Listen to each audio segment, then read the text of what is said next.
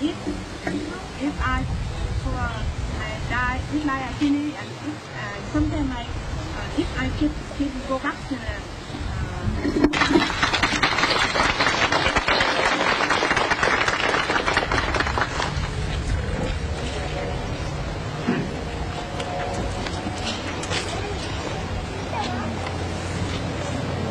本来嘛，我愿意做的上，不做的上。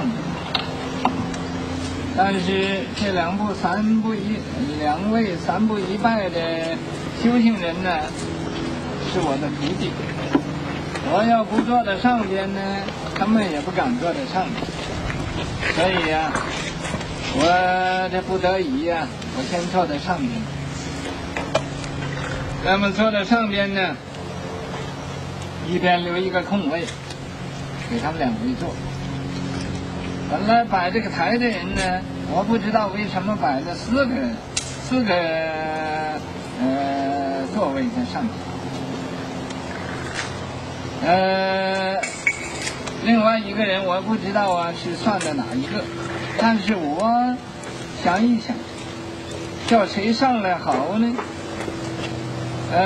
叫果丹上来，果行回来就不合处，叫果义上来回来果修也合处，说这个做师傅的完全不公平。那么虽然这是坐在上边和下边没有什么分别，但是这个人呢就是这么奇怪的，你有一个境界来了，你做的不太公平啊，他就要找麻烦。所以呀，那么我叫果龟把这个凳子拿下去一个，你们谁也不要争谁也不要合处，谁也不要妒忌，谁也不要干。我跟你们讲话，你赞成的。Originally, I wanted to sit down. I did not want to sit on the platform today. 但是这两位三步一拜的修行人呢，是我的徒弟。我要不坐在上边呢，他们也不想坐在上边。所以But these two cultivators who bowed are my disciples, so I really couldn't avoid sitting up here on the platform.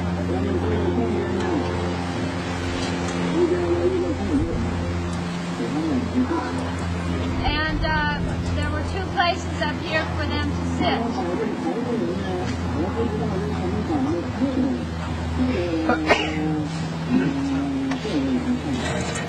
Now the people who set up the platform, I don't know why, but someone put up 4 chairs.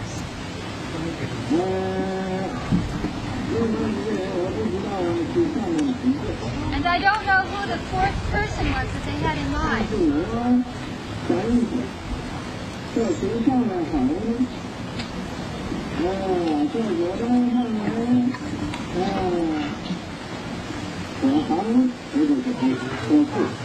And I thought it over about what I was going to do, because if I had John take that seat, then maybe Wahan would have gotten jealous.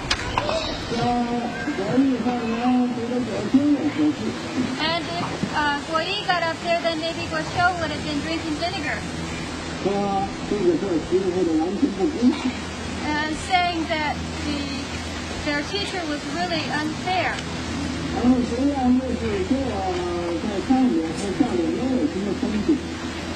Now, although we know that whether you're sitting on the platform or you're not, it really doesn't make any difference. But people can be really strange.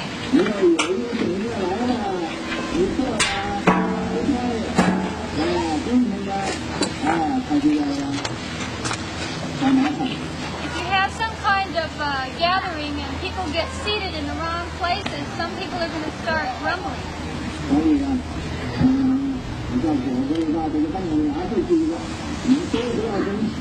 So I told Wei to take that extra chair away. And that way nobody would have to be jealous. Or upset.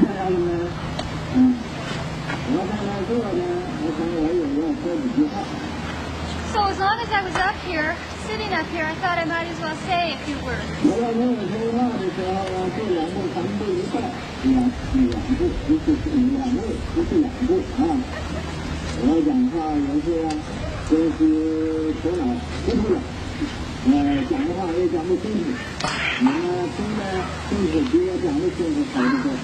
Now, I thought I'd go ahead and say a few things, and I'm not a very good speaker, but that doesn't matter. If you're just good listeners, that's what counts.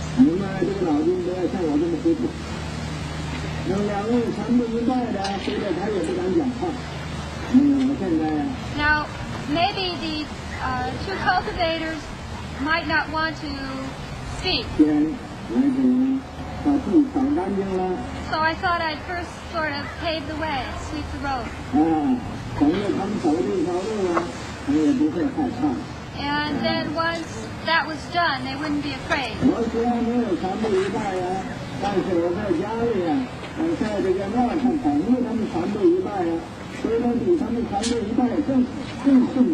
Now, although I didn't go out and bow once every 3 steps, I think that it's possible that back at the temple where I was working harder than they were. I was enduring even more suffering.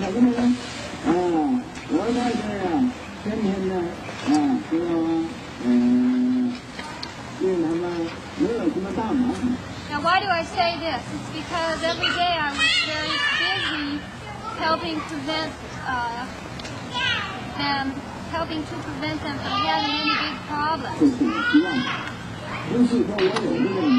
That was what I was hoping to do. I'm not saying that I could do it, actually. But I was wishing for it.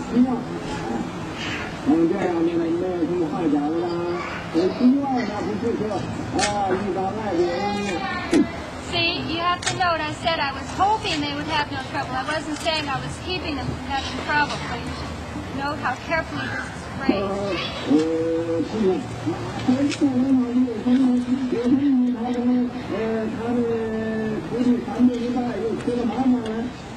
And this was so that, well, let's say there was some problem, then people would have gone around saying, oh, that Dharma master, he says he has spiritual penetration, but then why did his disciples get in trouble in their bowing?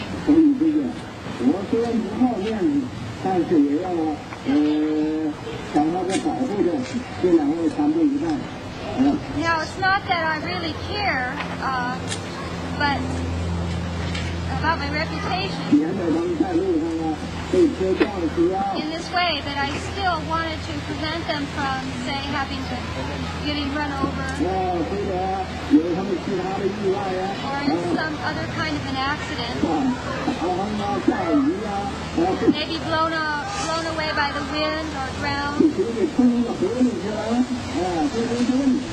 So that would have been a problem. So that's why I say I may have been working harder than they were.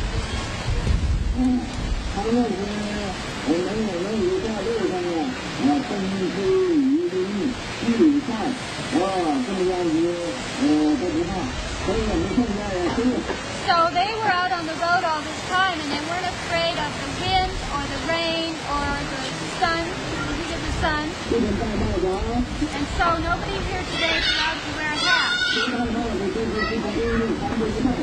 Anybody who's got their hat on is respectful of the cultivator.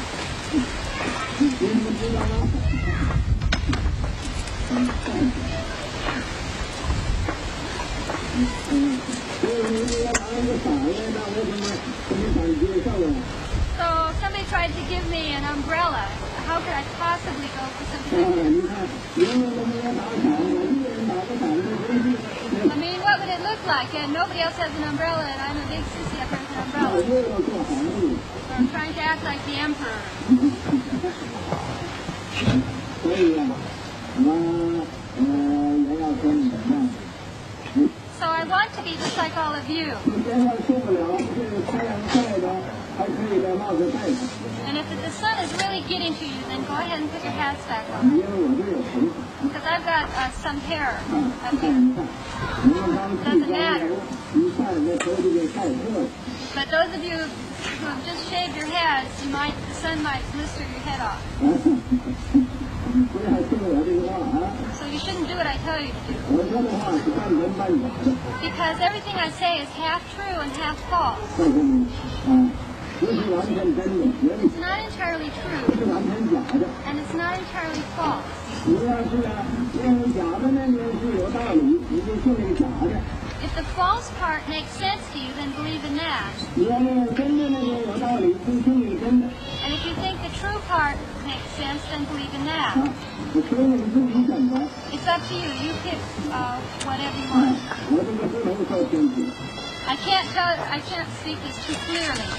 说清楚那你自己没有白傻眼睛。 Because if I told you the whole thing, then you wouldn't be using your own judgment, your own Dharma selecting eye. 说什么都叫我来叫你， And if you insist on me telling you absolutely everything, 不对。 that's not really right. 所以我不可以说一半对的，一半不对。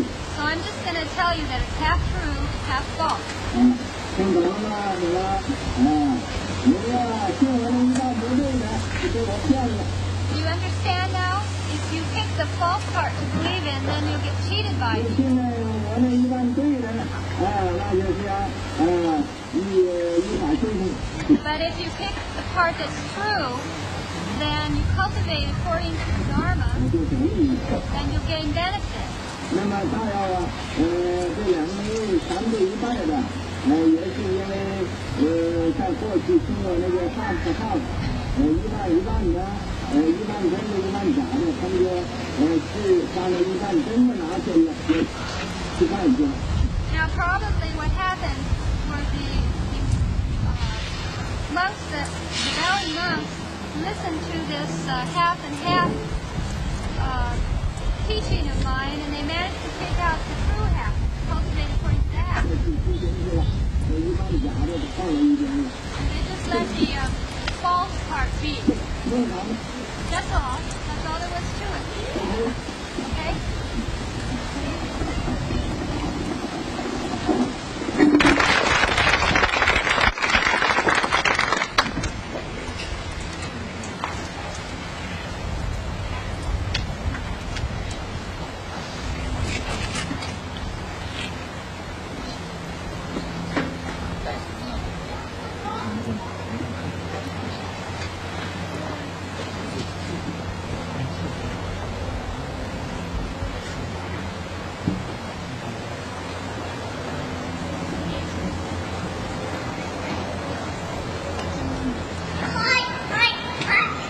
The master just asked me while we were bowing up if I had died yet, and I should explain this so nobody will get the wrong impression that the master was maybe wishing bad luck on myself. The dying that the master was talking about was the dying of the self, the dying of desire, and not the dying of the person, not the dying of the cultivator.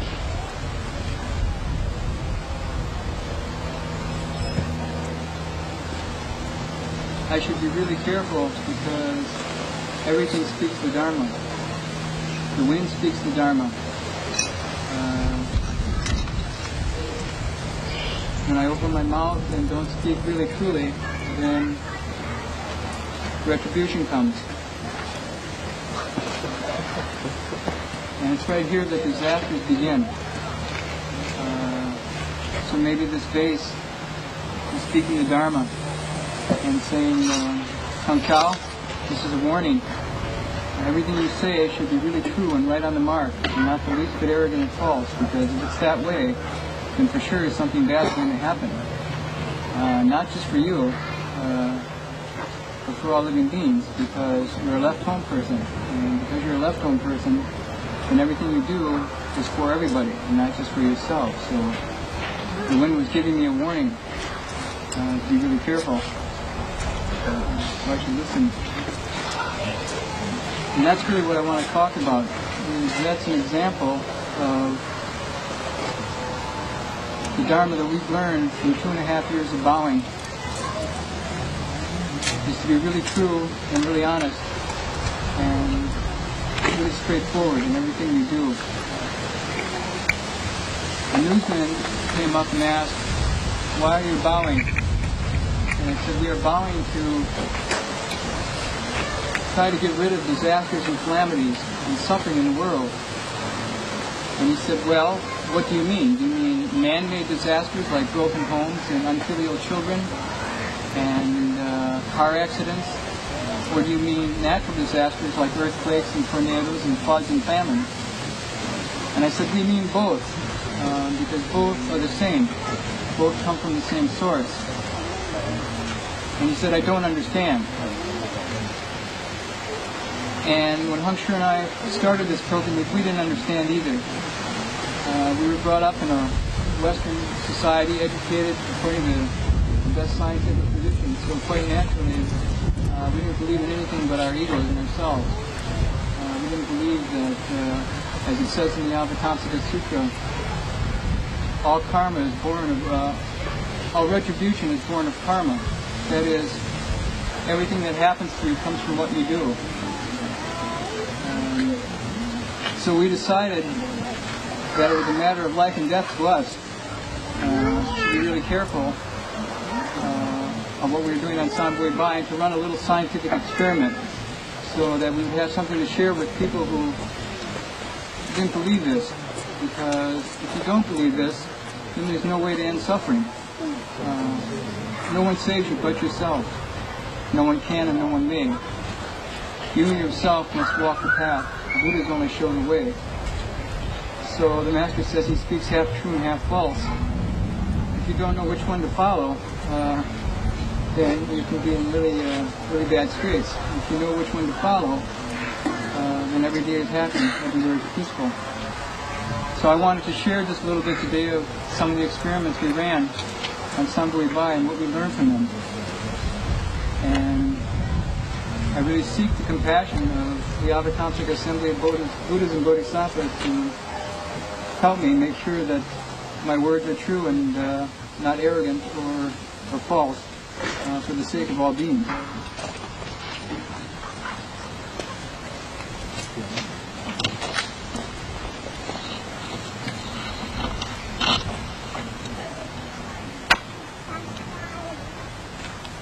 The two outstanding lessons of this whole pilgrimage are both within the Flower Adornment Sutra. One is that everything is made from the mind alone. And the second is that everything that happens to you comes from what you do.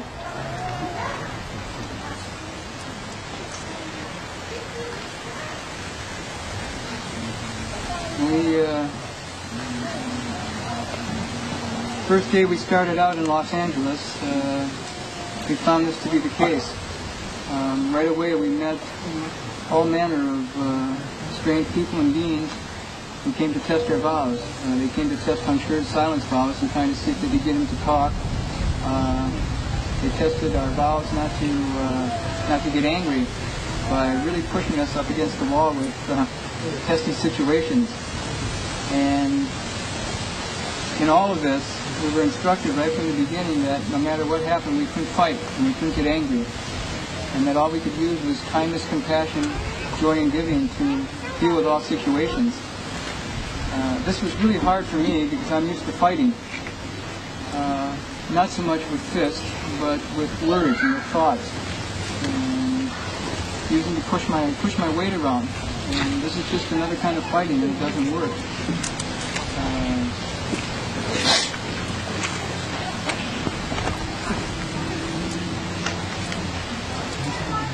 We found that when we held our precepts, and this is really important, the 5 precepts are the basis of everything. If you can hold the 5 precepts, not only are you assured of never being born in the lower regions as a hell, a hungry ghost, or an animal, you're always assured of being born at least as a human being. This is really important. And if you keep your vows, if you make vows and keep your vows, then wherever you go, you'll be okay.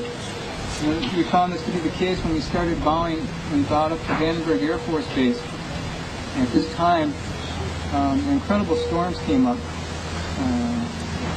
I guess you'd call them typhoons. There were winds up to an exceeding 100 miles an hour all throughout the area. And heavy flooding. Trailer trucks and semis were blown off the road, and whole little towns were completely leveled by these winds.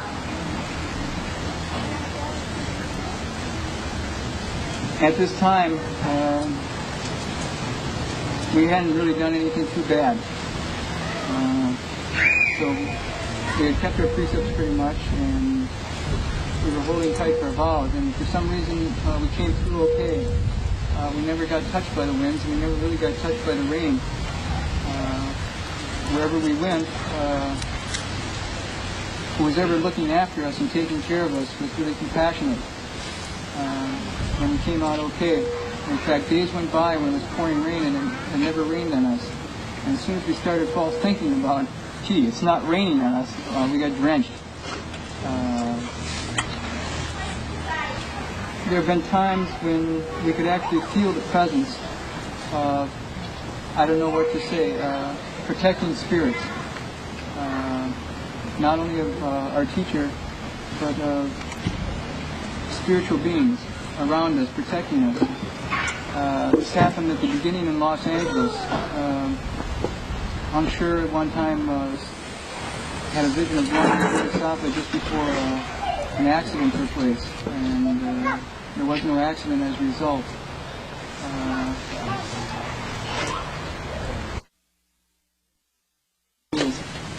His young daughter was running off with men. She was only 16 years old at the time. He was really worried. He was really mistreating his young child, physically and emotionally, and he and his wife were contemplating getting a separation. After reading the Vinaya, he put it to practice, and about 7 or 8 months later, they stopped on their way to a vacation, and it all looked really good. They were all together, happy. The younger daughter, older daughter, had come back home and was living with him again, and the kids were really bright-eyed and happy. And he attributed to that book, to reading the Vinaya, following the rules. And he said, it may seem really old-fashioned, but it's made a big difference in my life.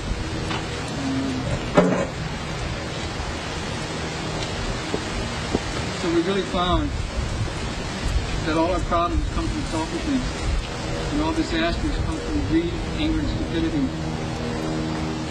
We've seen this in bigger ways too, and I want to talk about these because they don't often get talked about.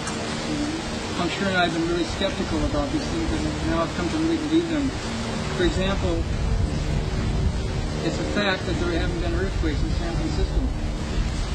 Now, why is this the case? And San Francisco is right on the San Andreas Fault Zone, and it should have earthquakes. It should have gone under into the ocean a long time ago. And it's clearly because of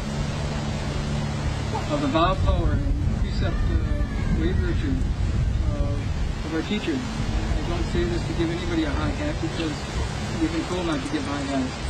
I'm giving a high hat to the power of the Dharma and to the power of pure precepts, that the way and the response intertwine and hard to conceive of.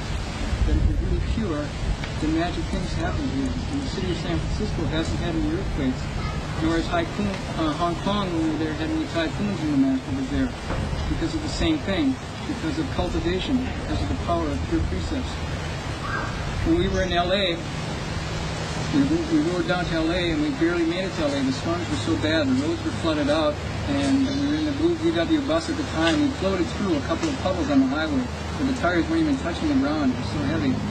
We got to LA and there was a medicine master repentance ceremony going on. And all the people in the LA area had come to Goldwheel Temple and were holding the medicine master repentance to eradicate the causes and conditions of disasters and illness and suffering and calamities. And at this time it was really strange because the mayor of Los Angeles had declared a state of emergency. In fact, many homes had been wiped out and things were bad and there was more stories coming in. And yet, the Goldwheel Temple and the surrounding area, nothing happened. And many of the disciples came back and reported at that time that in their neighborhood, huge trees had gone down and ruined homes right next door to them, but in their own homes, nothing had happened either. And at this time, I remember it being said that this was attributed to the sincerity of the people participating in our weekend medicine master repentance.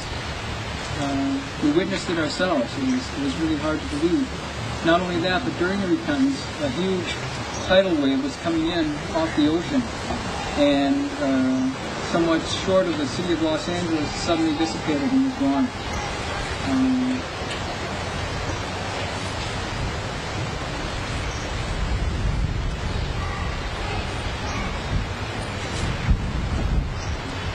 With every thought, with every act, and with every word that Hung Sure and I have ever said or done or thought of that has been marked with greed, for food, for fame, for wealth, for sex, or for sleep, has brought us trouble, has brought us disaster.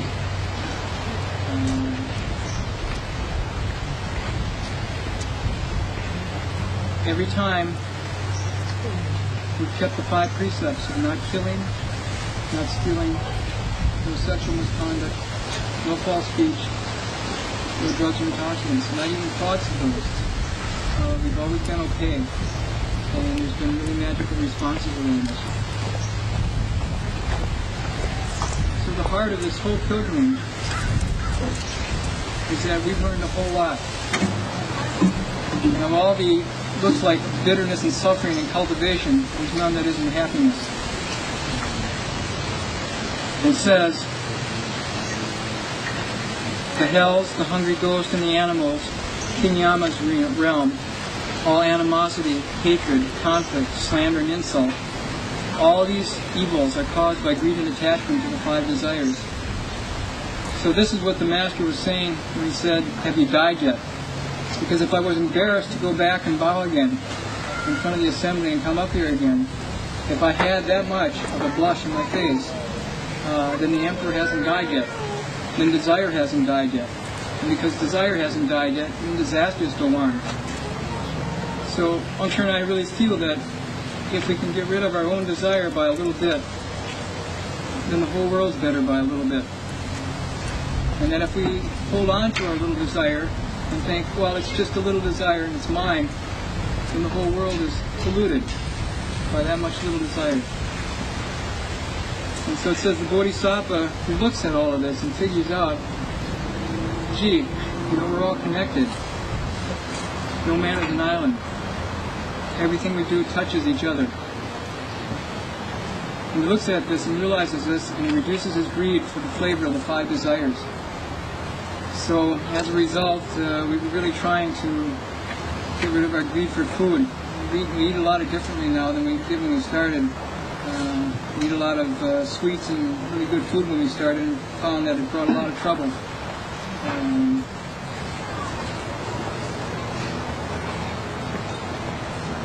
I've really tried to control and reduce my sexual desire, because more than anything, this is the heart of all desires.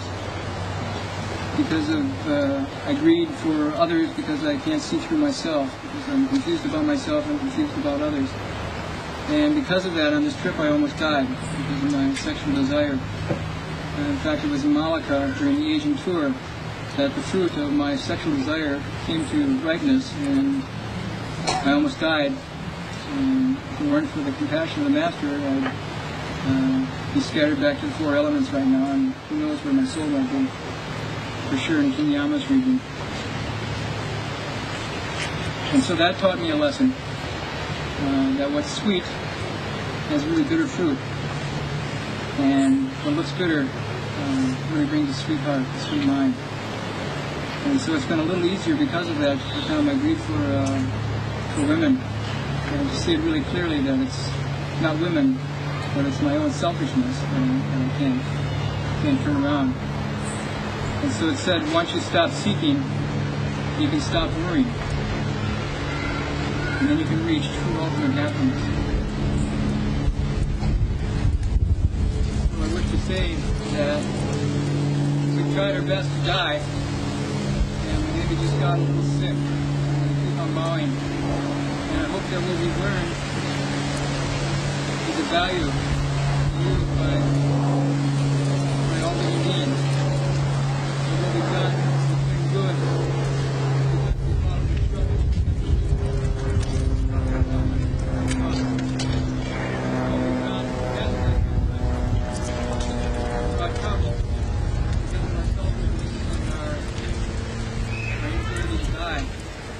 So I hope you all die too. I hope we all die together and get reborn together.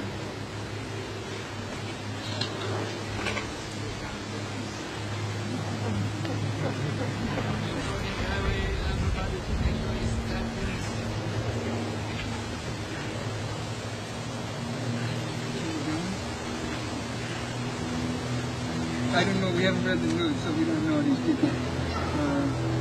Maybe that's not so good.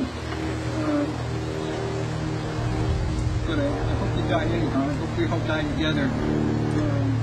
And I hope we all stay together and meet time and time again to cultivate the way together and to help each other reach the path. We transfer at the end of our day of bowing to the city here, and to all living beings, to end disasters and calamities, and so that all of us together can accomplish Buddhahood. And I really hope that this may be so. So I got my hat on today because I shaved my head and blister.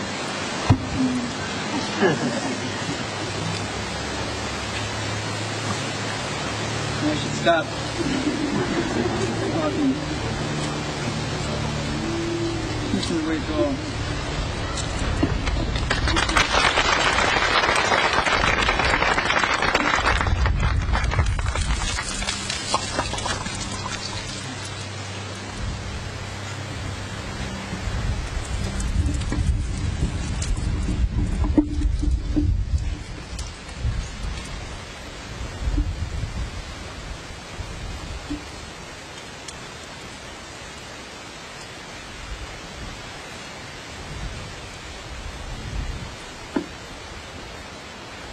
知不知道这个果婷啊，也很久没有讲话了，就发了讲话的神经了，这一讲就讲了100个钟头。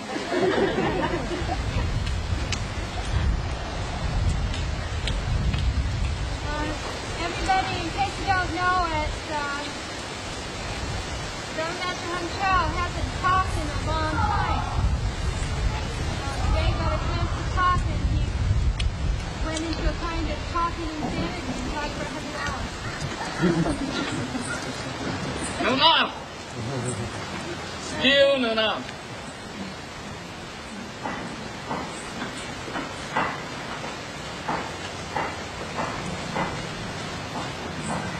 他也不管你们在这晒的怎么样，晒干了、晒死了，他都不管的。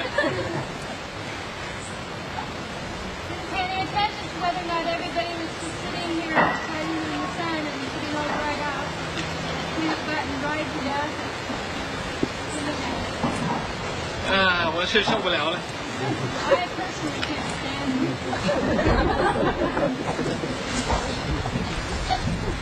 我想要跑也跑不了了，你说怎么办？ I really had itchy feet. I wanted to get out of here. I couldn't do it.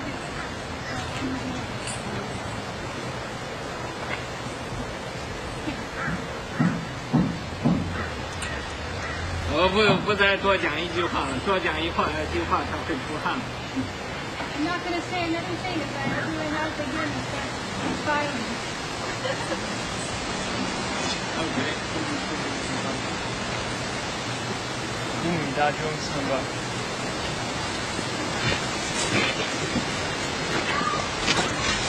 请坐下，请你们坐下啊！不要坐下。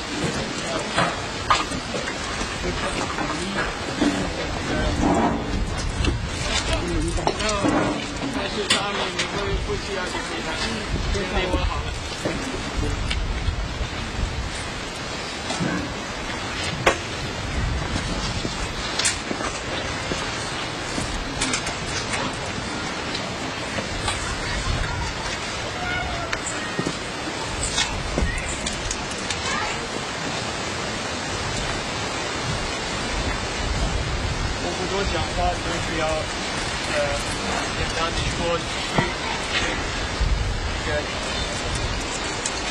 我讲的最要紧是信心。这个信心是如果要讲个半天也讲不完，讲个多年也讲不完。这个信是无尽法藏。那么我自己这次3个礼拜可以说有什么就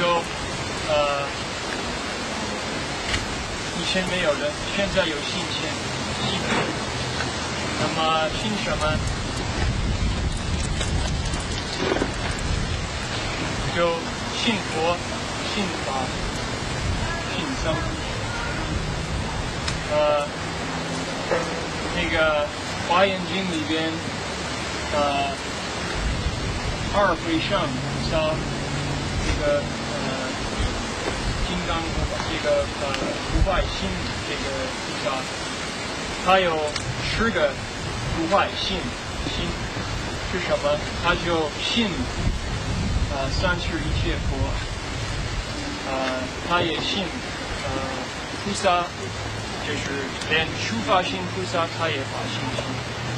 那么他也信一切佛法，他也信一切还有不坏心对于所有一切佛的教训。那么他也对所有一切众生也发不坏心，那么不坏信心。他也对于所有一切白经法也发信心。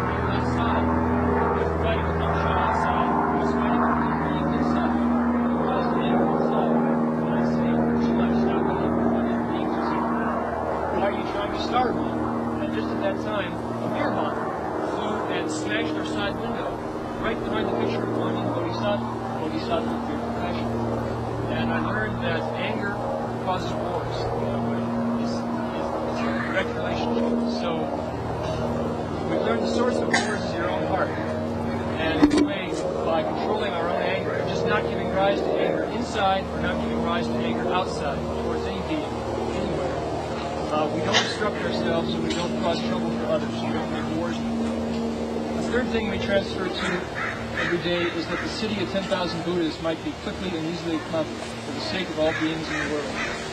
And we really believe, we have indestructible faith, that this is the source of a lot of goodness in the world. And as I bow to everybody in the assembly and cause quite a trouble, as the Master says, I'm bowing to 10,000 Buddhas. I'm bowing to 10,000 Buddhas in your hearts, and I'm bowing to 10,000 Buddhas in my heart, and I'm bowing to 10,000 Buddhas in his face, all around. So that's what Sanbui Bai has been to me, and it's been a source of indestructible faith in the Buddha, the Dharma, and the Sangha, in all pure white dharmas that can be transferred, in Bodhisattva Dharma masters, in Buddha's teachings, like cause and effect, like giving is the practice of happiness. We've learned that. Giving is the practice of happiness. And I vow to all I have indestructible faith in Bodhisattva Dharma masters, indestructible faith in Buddhist spiritual penetration, indestructible faith in the clever, expedient means of great bodhisattvas who can take ignorant living beings like this one, and no matter how greedy, no matter how hateful, no matter how many false views we have, they can trick us into going towards the good. And that's my indestructible faith.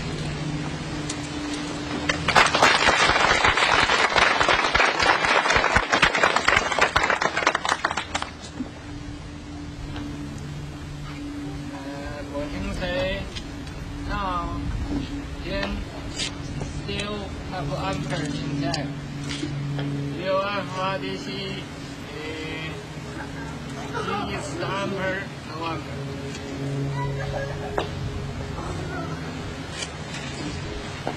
大家看他像不像个皇帝？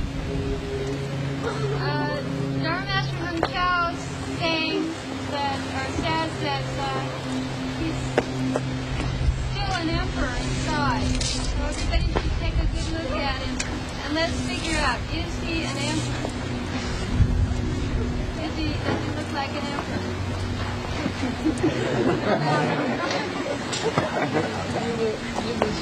是皇帝，眼睛是皇帝，这个头发是皇帝，而他是皇帝。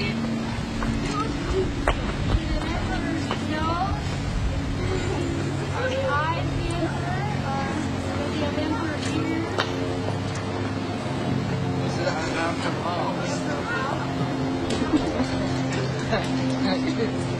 社会皇帝。 Just exactly what is it about him? What is it?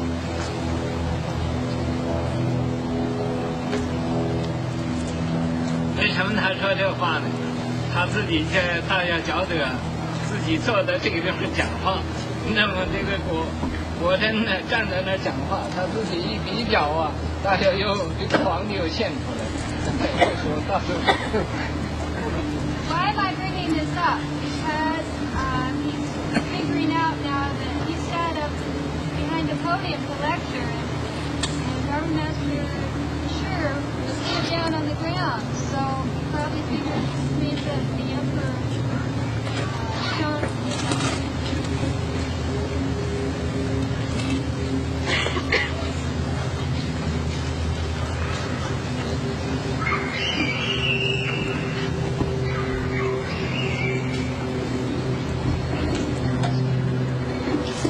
Still the emperor. And I'm at the city of 10,000 Buddhas, and maybe some people are thinking, well, at the very least, maybe they're enlightened now, or they have some kind of spiritual penetration. And all I can say is that I feel really ashamed because I give off this impression, and it's not the case. Every day I false think. Every day I have attachments. Every day I do bad things. Every day I have bad thoughts towards Hung Sure. Every day I feel like the masters tricked me into cultivating. Every day I false think, well, maybe I could still be a layman and do this. Yes, yes. Then I think, no, I can't be a layman and do this because it makes me sick. I can't go back. I get sick going back. All I can do is be a left-home person. I've been tricked. So I think all these things. So where's the pure and lofty in this? So I feel ashamed. And yet I tell these stories and you don't know that what's really going on. The man got up and spoke and said, yes, like the sea, very simple on the surface, but underneath very complex.